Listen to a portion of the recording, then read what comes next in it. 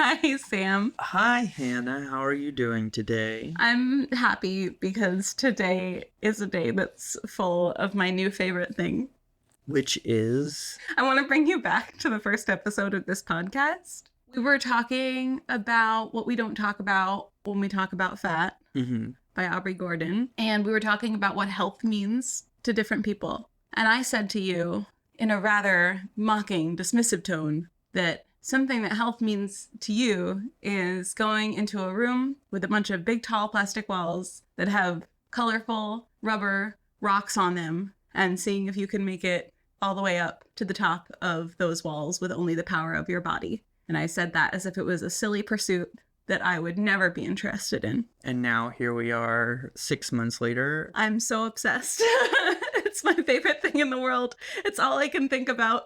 And when I am not rock climbing, I am counting down the days until the next time I get to go rock climbing. Yeah. Yeah. I also count the days of my week that will end up going towards rock climbing. Why don't you talk about how you started rock climbing and what made you fall in love with it? My introduction into rock climbing really came 10-ish years ago. Mm-hmm. A good friend of mine had joined the rock climbing club at his college, took me and my then girlfriend at the time out to go rock climbing outdoors. Oh, that was your first time was outdoors? Mm-hmm. Oh, damn. And more specifically, it was bouldering without any ropes or harnesses. And I enjoyed it. I think it was over winter break, so it was colder weather, which typically is better for climbing in general, as long as it's not too cold, because it reduces the amount of moisture and the chances of you slipping. And growing up as a kid, I was very much an avid tree climber. There's a great story of me climbing a tree and getting to the top and then falling all the way down the tree, getting caught by branches. Oof. As I do. And somehow I amazingly did not hurt myself whatsoever, and it was actually pretty fun. Every little boy has something of Mowgli from the Jungle Book in them. And so too does every little girl. Yeah, I was going to say, I don't... Every little child is a little bit Mowgli from the Jungle Book. For sure. And a little bit Sarah from A Little Princess. Right. And then fast forward like 7-8 years, and I decide to try out the local rock gym near me. What I go with is bouldering this time because I'm limited to the fact that I'm going by myself and I don't have other options. Stone climbing in St. Augustine opened in like 2021 or 2022, and I was living there at the time, and I was familiar with rock climbing from my friend over the years and decided that I would try out this new rock climbing place, and it quickly became my new hobby. You wanted to go there because you just like trying different activities with your body? Yeah, I grew up doing martial arts a lot, and since then not really found anything after graduating college to really replace that. This was still a couple more years after I graduated, but yeah, I found stone climbing, and from there the rest is history. And what was it about it that grabbed you and kept you coming back? So for me, the part that intrigued me even when I was first trying it, even though it didn't quite hook on, was what they call the route problems. In the sense, these are like puzzles that you're trying to solve, but very obviously physically demanding puzzles. And the more advanced you get, the more techniques you can use to try and basically solve these puzzles. And so it's very rewarding when you go to climb something, you can barely even get on it, and then 2 weeks later, you can climb it from start to finish. That was 2021. It's really when I would say I got into rock climbing. How did you get started? Because of you. I learned it from watching you. Is that a good thing or a bad thing? I'm quoting an old anti-drug ad. So we started dating and we wanted to introduce each other to our hobbies. And I knew that you really liked rock climbing. And I was like, I don't know, that seems like a silly, weird thing to do. It smells like feet in there. And I think a big part that was underlying my reluctance that I said to you at the time was that's not for disabled people to do. That's something for non-disabled people to enjoy. And if I were to do it, I would simply not be very good at it. And that's embarrassing. But you still were willing to give it the old college try. Yeah, I will try whatever. I feel like something happened to me between my early 20s and my mid 30s that now I am much more willing to give any kind of physical activity a shot. Whereas in the past, I was much more self-conscious. And there is a touch of this that did get to me when I first started rock climbing with you, which is I have some paralysis in my left arm. And so my thumb on my left arm has very little range of motion. It's not really an opposable thumb. My wrist always is bent at an angle. My elbow does not straighten. And my arm does not extend all the way above my head. It extends almost to shoulder level, my arm does. And so my hand will make it up to like the same height as my head. My arm also doesn't go behind my back. And it's just physically less strong than my right arm because many of the muscles are atrophied. And this happened due to a birth injury. It's called Erb's palsy. So a lot of physical activities, when I do them, I either look different doing them, like with dance, or I have to figure out how they will work for me. Like with yoga, I remember it took me a while to figure out that I can do most of a typical yoga flow by putting weight on my forearms instead of my hands, because my left hand does not go flat to the floor and my left arm does not extend far in front of me. When I'm learning a new physical activity, I'm having to do two things at the same time. I'm having to learn what it is and I'm having to learn how it will work for me. And it's hard to do both of those things at the same time because it's hard to figure out how something will work modified for you if you don't know how it works in the first place because it's a new skill. And the layer of emotional baggage on top of this was for me moving in a visible space, moving in a public space, I should say, where if I'm new at something and I am therefore bad at it because I don't yet know how to do it, I have this fear that people will watch me and see me and think, oh, she's terrible at this because of her arm, and not, oh, she's terrible at this because she's only been doing it for a week. And that they will then conclude that all disabled people must be bad at this thing. I will kind of take on the pressure of representing all disabled people. And so I feel like I'm not allowed to be okay at something or to be bad at it. Despite the fact that everyone when starting rock climbing is bad at it. Unless you're just like... Isaac. Well, yeah. My friend Isaac, I took for the first time last week and he was very good at it and it was very rude. So I wanted to try it because it seemed really fun. It's colorful. And I think that there is something in every person that we just want to climb stuff. I was like that as a kid too. I wanted to climb trees. I wanted to climb big rocks. I wanted to climb playground equipment. And I couldn't climb very high. Even like when I went to physical therapy, I would be like climbing the mats and the exercise balls and things. And it's something about our ape ancestry. We just want to climb. And it's also a very compelling metaphor. I did not think that deeply about it before we started out. I was just like, ooh, this seems like kind of scary and exciting because I'm also scared of heights. So what we did was called top roping, not bouldering. Top roping is where you are secured in a harness. There's a rope that extends from the harness all the way up to the top of the wall and then is in like a little pulley up there and then makes it all the way back down to the ground. The other end of the rope is attached to your partner and your partner is basically reeling you in as you climb. And so like a fish. Like a fish. You're really like pulling up the slack as they climb. The first couple of times I did not make it up to the top of the wall, but I kind of had fun and I was kind of self-conscious. I feel defensive about saying that I'm self-conscious about anything related to my disability because I think a lot of people hear me say that and they think somehow that the self-consciousness was my idea. I came up with it. And in reality, it's stemming from very real experiences that I was subjected to by other people, by non-disabled people. So things like, doing the school musical when I was in middle school and overhearing a couple of girls talking about me. I did not know these girls and they were saying, this is like a core memory I'm sharing. It's not even that mean. They were saying, have you seen her arm? What's going on with her arm? And kind of speculating about it. And then one of them said, but she's in the school musical. The other one was, oh yeah? She goes, yeah, she's actually pretty good. Like, that's surprising. Like, if you have a physical difference, you're not allowed to be good at something. And if you are, it's a surprise. a lifetime of experiences like that add up to this self-consciousness and this extra pressure. I was watching non-disabled people at the gym make it all the way up to the top of route their first day, and it was my second and third day, and I still hadn't made it. And I think at that point I was kind of like, I don't think this is going to be the thing for me. But then you found a flyer. Mm-hmm. I found a flyer for a group called Cliffhangers. Yeah. And told you about it. And they met up about once a week in various places throughout New York. Mm-hmm. I've gone to Queens, and I know they also are like getting set up at a gym in Brooklyn. And the Cliffhangers is a group for adaptive climbers.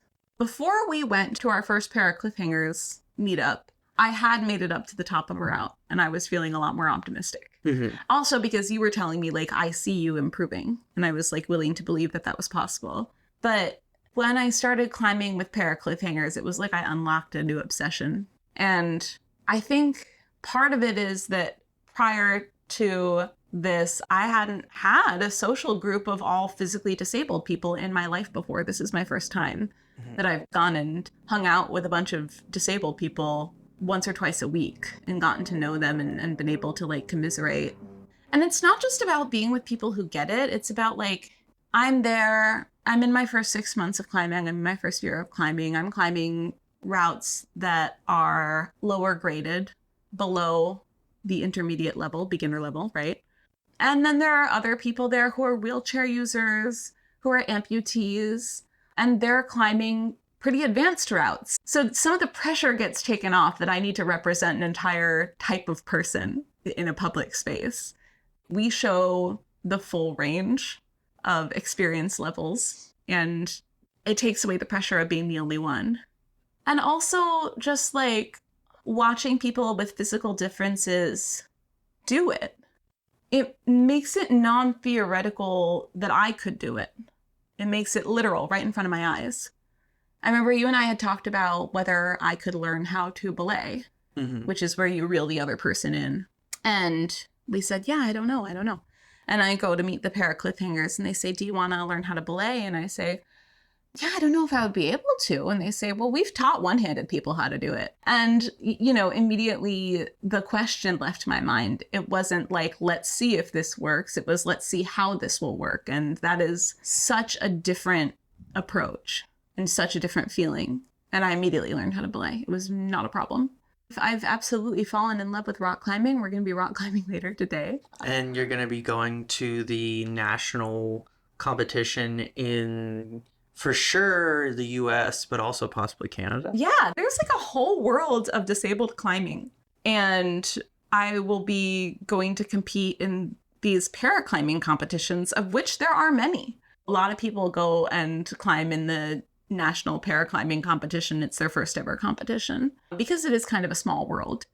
I was having a conversation at Cliffhangers with one of the non-disabled volunteers one day. She was coaching me through a difficult route. And I got off the wall and I was really happy and I was reflecting on how well it had gone. And she said, like, when I'm here with you guys, I think rock climbing is for disabled people. It's not for people like me. It's for people like you. And then it makes it weird when I go to the gym and there aren't disabled people around. And, you know, I think through why is that?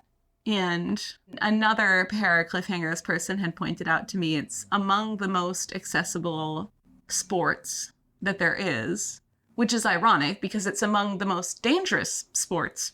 And it's incredibly physically demanding. Everyone who is climbing with a rope, at least, is climbing with some sort of assistive device, in the sense that the rope itself is an assistive device. The tools that you use are the same as the tools that I use. Yeah. There does exist a harness that different adaptive climbing organizations use for folks who really can't bring themselves up the wall just with the power of their bodies, which is great. It will help bear some of your weight and pull you up the wall so that you are climbing, but you are not pulling up your entire body weight. That does exist. I think I saw it in action one time. But the majority of adaptive climbers are just climbing while being disabled because the wall does not care how you get up the wall.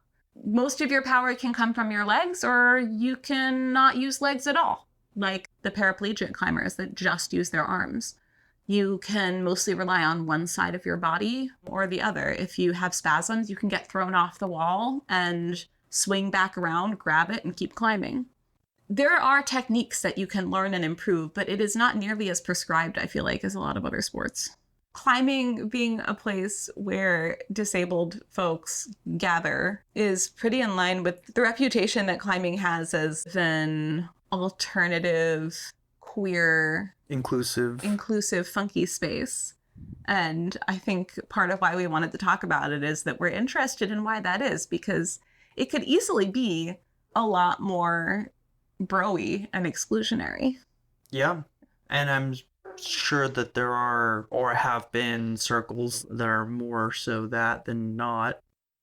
I guess while you can compete with others in climbing for certain, like in the climbing of different routes, it's certainly not like a head-to-head match of something. You are climbing something on your own when bouldering, or you are climbing with a belay partner when you're rope climbing. And so, like, something that I noticed kind of early on is that, like, I can climb with somebody who's been climbing for 10 years, and I don't feel like I'm dragging them down or ruining their good time. They're still climbing the routes that are appropriate for their level. I'm climbing the routes that are appropriate for a beginner, and it doesn't make a difference. It's not like they have to dumb down their climbing to climb with me. Right. Yeah. And they almost need that break between climbs to belay, to rest and recuperate before climbing again. Because part of climbing is that you are expending all of your energy and all of your strength for a brief amount of time. Yeah. It's not particularly cardio endurance heavy, but it is very much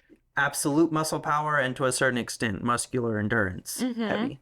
And I think the other aspect, which we kind of touched on there, that makes climbing maybe more of a community space is that relationship, if you want to call it, between the climber and the person supporting them.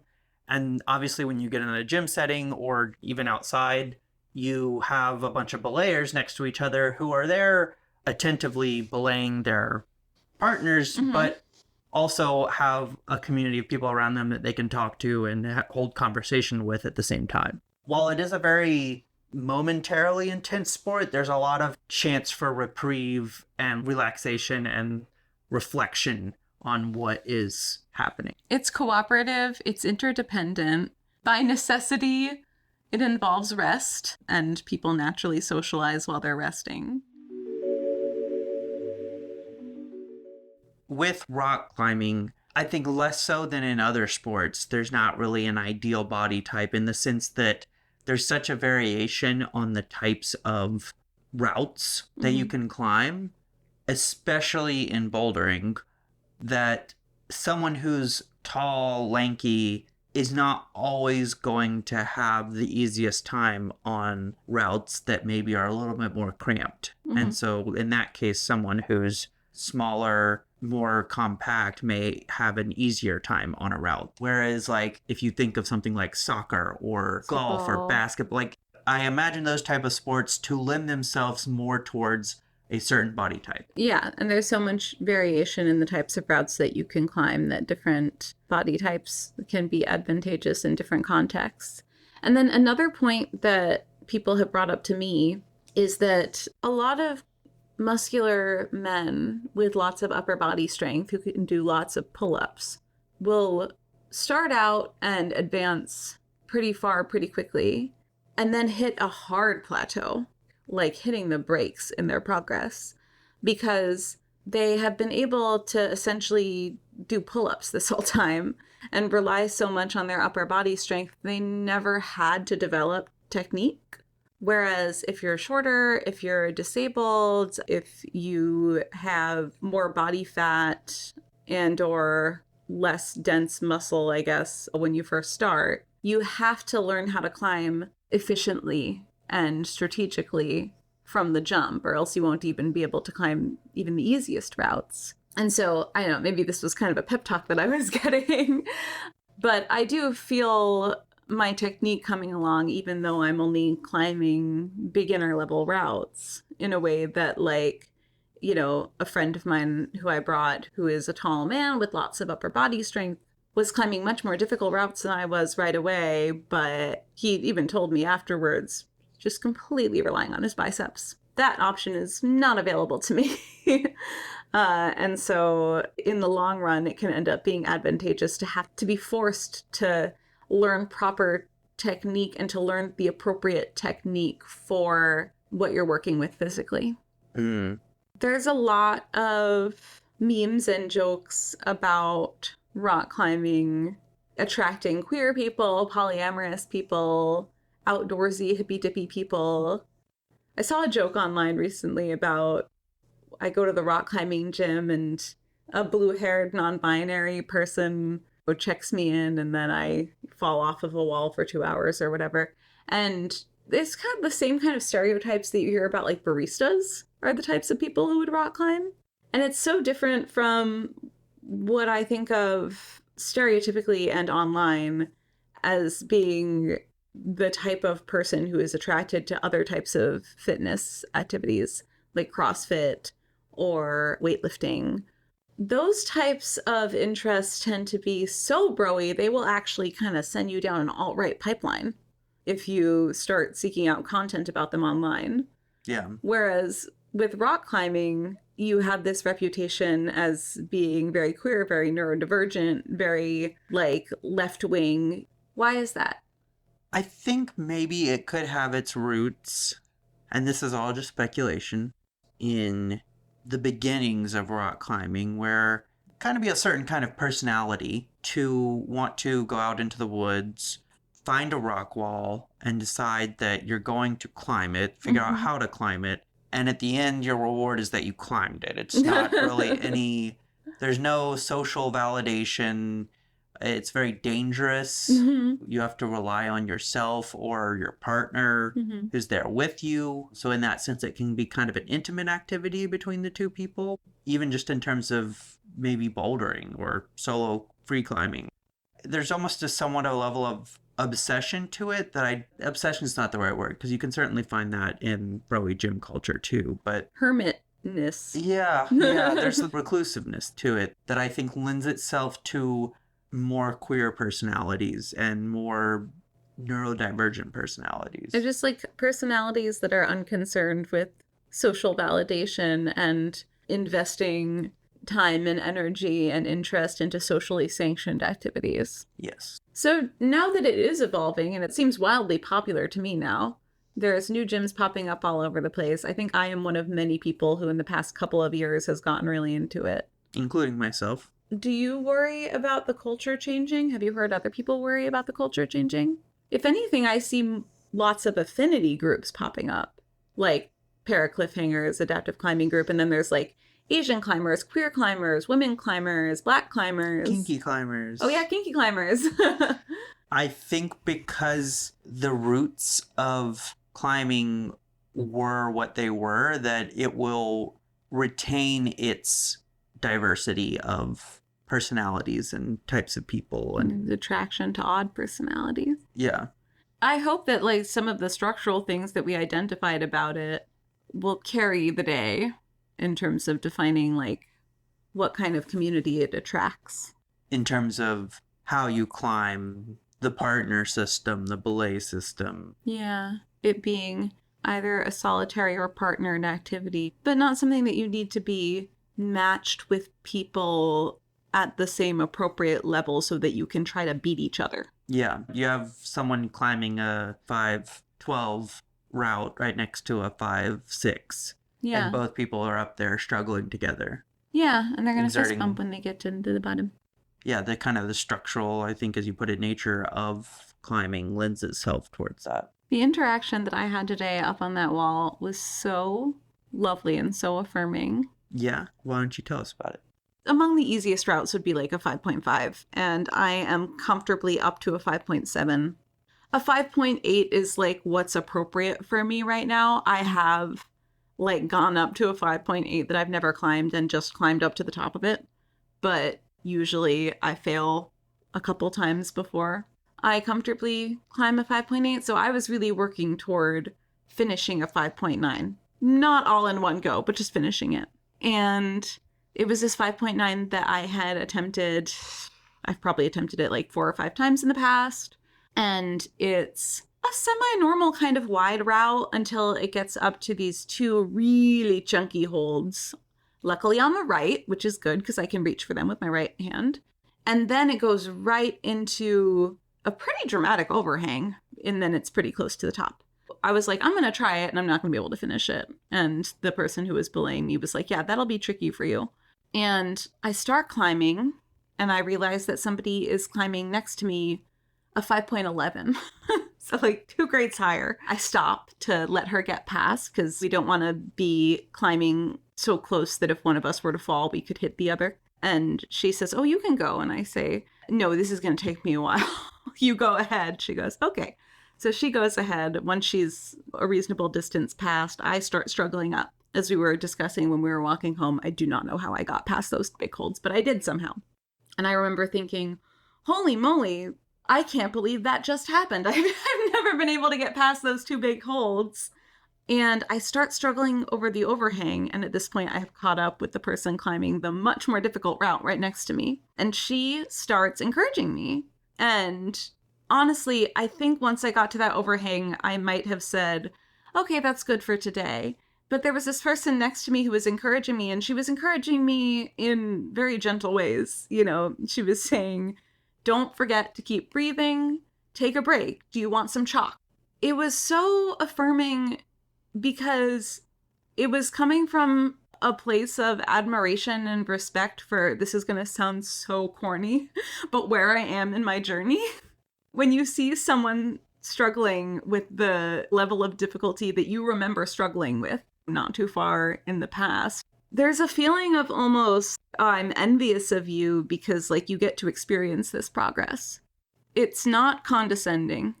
It was genuine warmth and excitement flowing between us, from me to her and from her to me.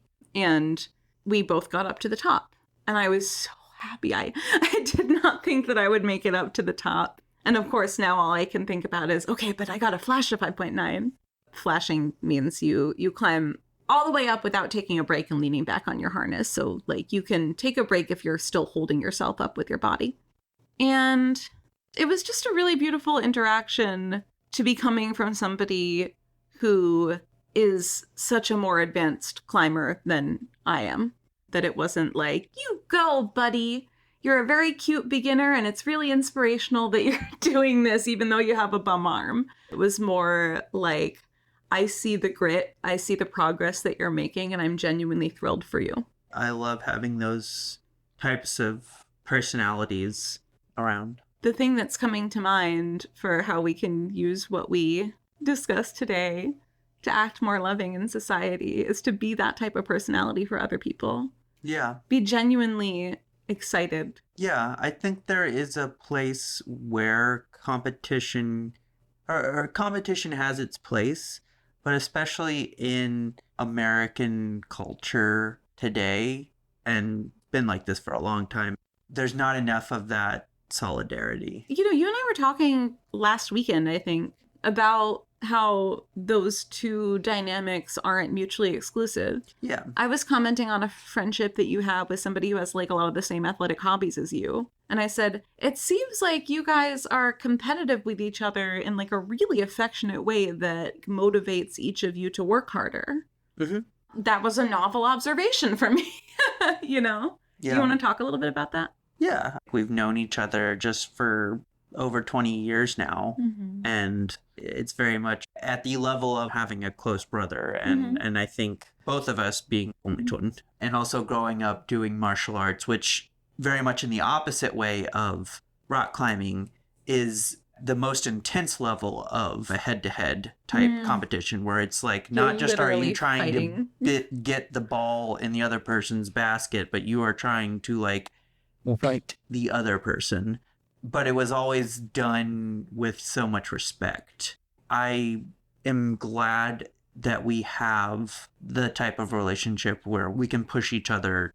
The two of us experience more of like a solidarity type of rivalry when we go to rock climbing, because it's not that head-to-head. It's okay, you've climbed it. Now I want to climb it. And I've seen you climb it and I've seen how you do it. And I'm trying to make that work. But I mean, this literally happened just the other day. Like, I saw Spencer climb it. I knew the techniques that he used and I tried doing it that way and it didn't work. And so I had to figure out a way that worked for me that was similar. But seeing him climb it made me realize that while this seemed kind of impossible before, like, I can start to see where all these things link together. And so now I can start to piece it together myself. It's such a similar mechanism to be an adaptive climber.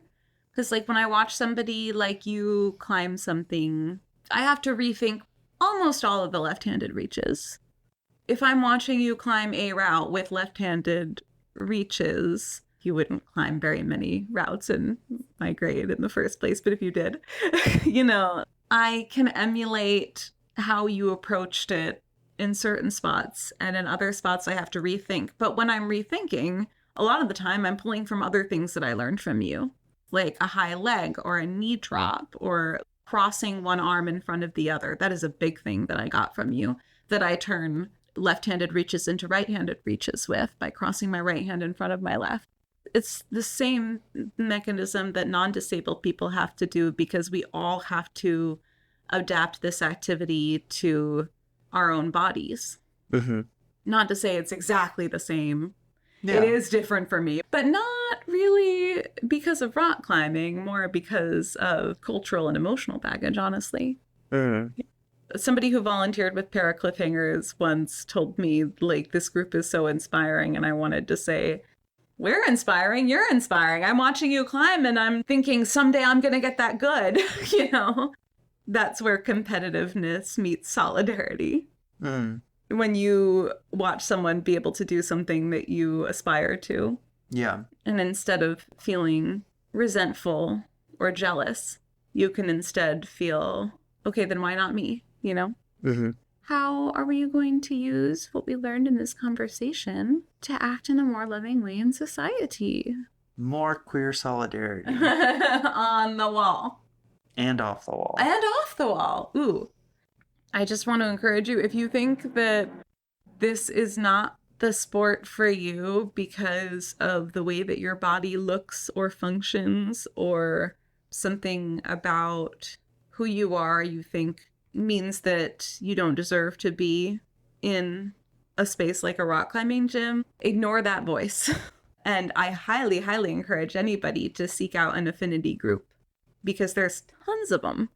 And it's such a great way to not have to worry as much about being the only disabled climber, the only fat climber, the only queer climber, the only woman climber, whatever it is that's tripping you up. Like, I promise there's an affinity group for it. So seek out community and be the sparkly, encouraging person on the wall for somebody else. Yep, and that is climbing. We did it. We figured it all out. Good job, everybody. Good job, everybody. I love you. I love you too. Okay, bye-bye. Okay, bye-bye.